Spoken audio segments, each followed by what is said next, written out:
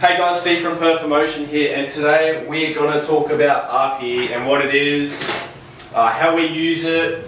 This is the only way to prescribe intensity. And first off, RPE is rate of perceived exertion, which is essentially how an athlete or a lifter or anyone really, you can do it through accessories and everything, rates a lift or a set based on like a number. So predominantly we only use RPE 5 and above. Everything kind of below that's going to be inherently going to do nothing. I guess why we use RPE is because it's a good way for an athlete to kind of self-assess a set rather than have a prescribed load just based on a percentage of a 1 RM. And it can be super individual at the same time as well. I like to also think myself why RPE can be better is it can be more beneficial for, I guess, someone who's doing more outside of training. So I like to kind of think like this: if we have two people, so we've got 1 and 2, and we have this person here is like their starting points are exactly the same. So if this person here is doing everything that they can while they're training, outside of training, I mean, so their sleep's on point, nutrition's on point, there's a lot of not really any external factors or stresses that are leading into training. They're accounting for acute fatigue. They're really managing the load and everything that they do in their training. We're programming this, they literally have the same starting point. So their 1 RMs, exactly the same, but they're both starting here. So this person's not accounting for anything. They don't care about their nutrition. They don't care about they're out playing games all night. If they work a busy job, maybe, though that cannot be helped sometimes as well. They have a lot of external stresses that are bleeding into their training. So this is one reason why I prefer RPE over a percentage-based program, because if these people are starting at the same point and this person, in a way, is just taking training more seriously, they're treating themselves more like an athlete and they're doing more outside of the gym to feel better in the gym or just in training in general. We have this person's just going to be able to progress kind of like this, because at every set that they do, they're going to be able to perform better. So the load on the bar is always kind of going to go up and it's going to get easier. But then we have, person 2. They're not doing as much, obviously, like I explained. So they don't feel as good every time they come into a session. So their progress is going to be more like this. Not as linear, not as rapid progress as the first one. So how we deal with someone like this and their progress being really rapid is going to be completely different as well. That'll be something that we'll discuss in a later video. But just using that as an example, so if someone's doing everything and they get to choose essentially the load that they're putting on the bar, they're going to be able to progress faster, they're going to be able to progress better, and they're going to just get more out of their training in general. But if you think, okay, so if we go straight to a predominantly percentage-based program, right?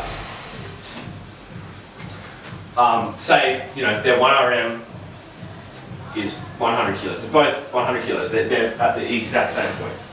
If we're programming someone quite similar, their leverages are the same, they're trained the same, the same body weight, everything about them is kind of the same. I'm talking 2 mirror people, but one's doing more outside the gym and one's doing less.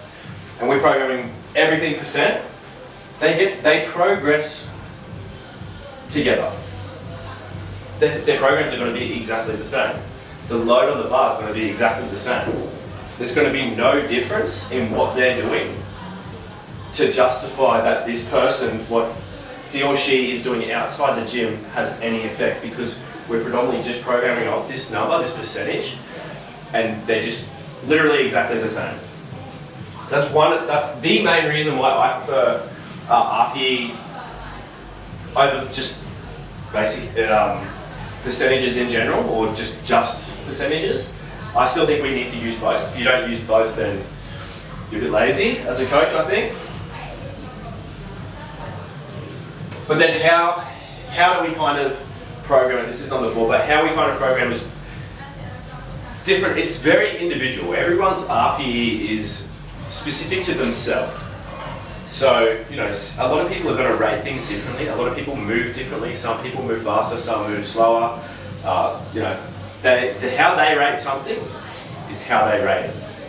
As coaches, it's not on us to sell someone whether they overshot something, especially throughout a block too frequently, because if they, you know, keep being able to kind of progress the way that they're progressing, they could be right. They could just move differently to a lot of other people. So we use it primarily here in kind of a sub-maximal sort of fashion. So we don't push too much past almost an 8 outside of a comp prep where we want to really test the waters and see where someone's at. Sometimes this can happen anyway. We can just accidentally overreach something just from, you know, accidentally putting too much load on the bone, not accounting for a few things before you come in. And then I guess the other way that we kind of program it is essentially not changing too much to our block. So we're going to change a little bit because we need to create that intensity, but someone's going to create these adaptations through a stimulus to put more load on a bar for the most part.